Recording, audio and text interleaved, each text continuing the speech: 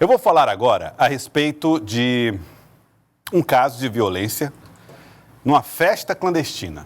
Houve uma troca de tiros. A festa nem devia estar acontecendo, mas aconteceu. 40 pessoas lá, troca de tiros. O alvo era o aniversariante, mas infelizmente morreu um inocente nesse caso. Gorete Santos está ao vivo e conversa conosco sobre esse episódio. Você fez uma reportagem sobre esse assunto e ouviu o pai do garoto, o Gorete. Pois é, Joelson, na verdade, 2 jovens que, segundo a polícia, não tinham absolutamente nada a ver no envolvimento desse crime, que poderia, inclusive, ter se transformado numa chacina, numa casa na Zona Leste. O alvo era exatamente o aniversariante, como você disse. Um outro jovem que estava no local acabou também se tornando um alvo, mas nenhum dos dois morreu. O Rian Rodrigues, que era o principal alvo, está ferido no Hospital de Urgência de Teresina, mas 2 inocentes perderam a vida. O Departamento de Homicídio e Proteção à Pessoa avança nas investigações, trazendo identificação de suspeitos, e o pai de um desses jovens, Joelson, nos trouxe um depoimento comovente e, ao mesmo tempo, surpreendente, que suscita reflexões desse momento de grande violência em que nós vivemos. O Departamento de Homicídio e Proteção à Pessoa já acolheu depoimentos de testemunhas e também de Rian Rodrigues de Paiva. Segundo a polícia, era à procura do aniversariante que o atirador invadiu a casa. Além de Rian, um dos convidados também teria se tornado alvo. Mas foram 2 inocentes que acabaram mortos, num crime que poderia ter se transformado em uma chacina. Quando ele adentrou a casa, ao espaço, ele avistou um outro desafeto que não era o Rian, que o Rian era o alvo principal. E aí ele já foi logo efetuando disparo. Foi quando ele atingiu o primeiro rapaz com um tiro na cabeça. E aí efetuou mais outros disparos e atingiu outro rapaz com um tiro no rosto. E nesse interim ele atinge também o Rian com um tiro no abdômen e no braço, mas a mãe do Rian consegue puxar ele e se tranca no banheiro. E aí ele ainda tentou arrebentar a porta do banheiro, né? Mas faltou a munição dele acabou.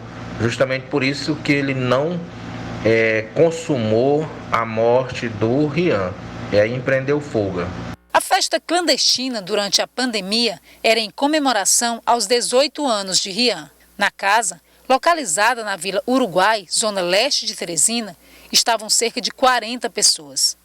Era mais de meia-noite quando o tiroteio começou. O Departamento de Homicídio e Proteção à Pessoa já identificou os 2 suspeitos. Nós já ouvimos algumas pessoas, inclusive o próprio Rian foi ouvido ainda no HUT, onde está internado. Outras pessoas foram ouvidas, a investigação está bastante adiantada.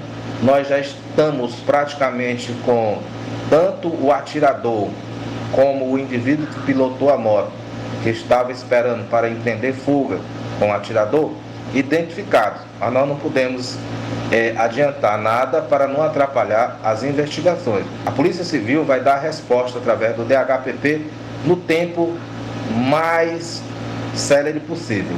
As famílias das vítimas também já prestaram depoimento à polícia. O pai de Joed diz não guardar rancor de quem tirou a vida do filho.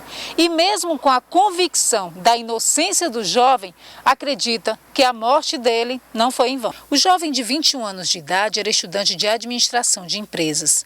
Naquela noite, havia saído para dormir na casa de um amigo.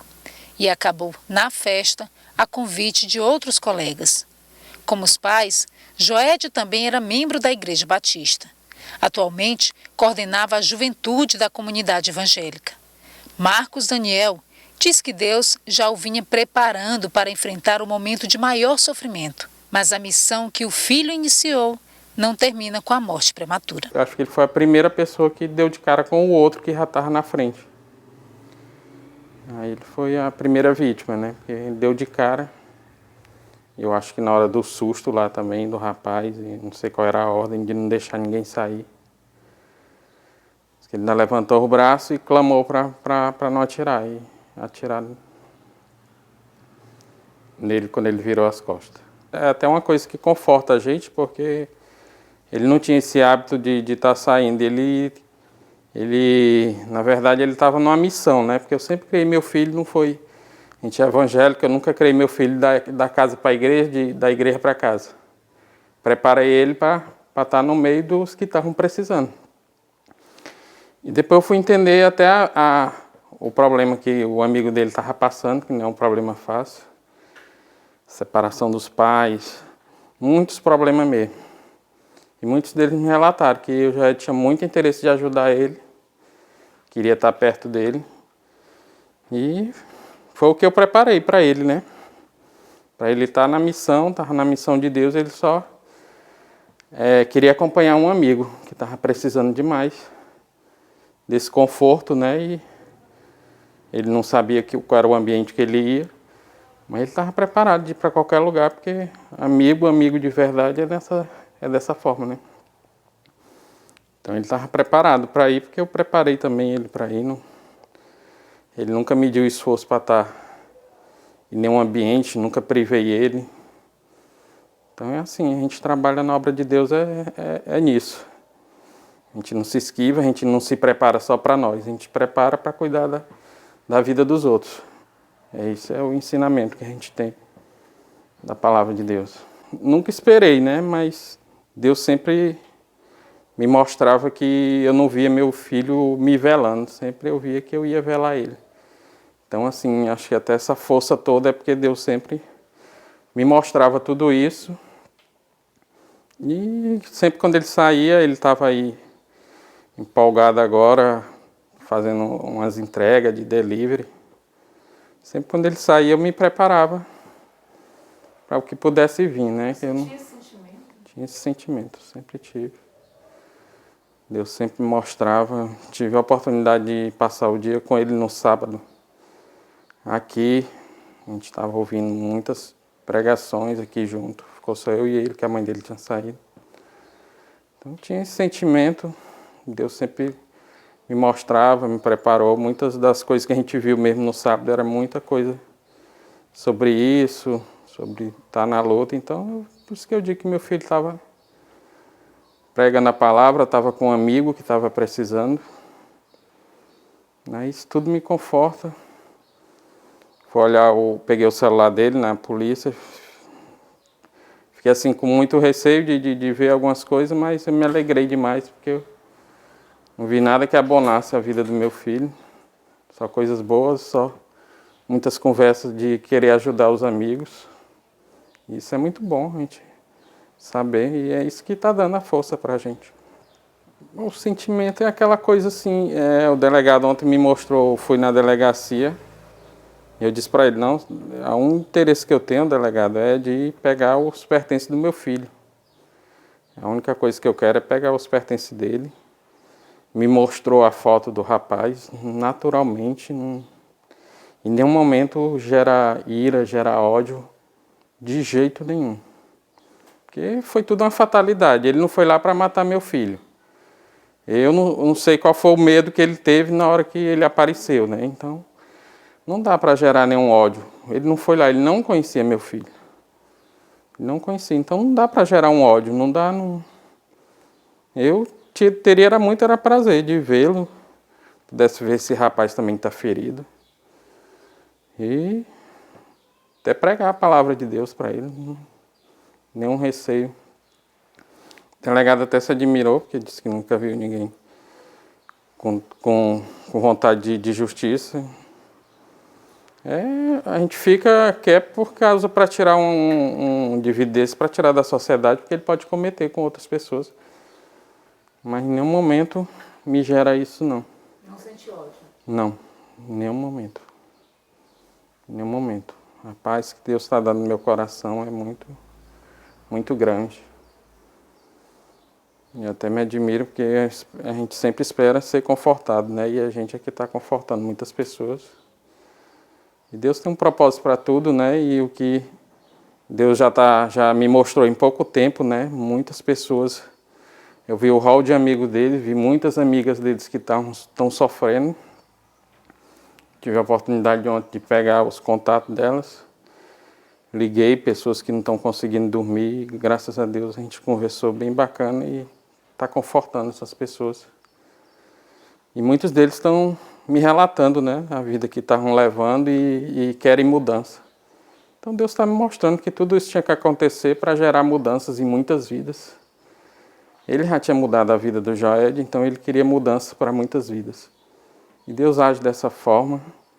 E é outra coisa que conforta o coração da gente, é porque a palavra de Deus diz, né, que nós iríamos passar pelos dias maus e a palavra de Deus toda ela nos alerta o que a gente vai passar. Então, é ter paciência, que a paciência ela vai gerar uma experiência. Estou me preparando, porque eu não sei o que é que Deus quer, me deu um grande ministério para me cuidar, né, e eu vejo que é com os jovens. E estamos aí nos preparando para isso. Deus continuar dando a resposta que está dando. Bom, Joelson, a gente viu o depoimento do pai e ele disse muito mais. Ele falava que o filho dele tinha essa missão de servir, de ajudar outros amigos. Tanto que assumiu, no ano passado, a coordenação da juventude da igreja. E desde então, mais ainda, passou a se aproximar de todos os jovens da comunidade, todos aqueles que vinham ao seu encontro em busca de uma palavra de conforto, em busca de um aconselhamento, em busca, às vezes, só de um carinho, para que pudesse enfrentar problemas muito difíceis. E foi assim que, segundo o pai, o Joed acabou nessa festa.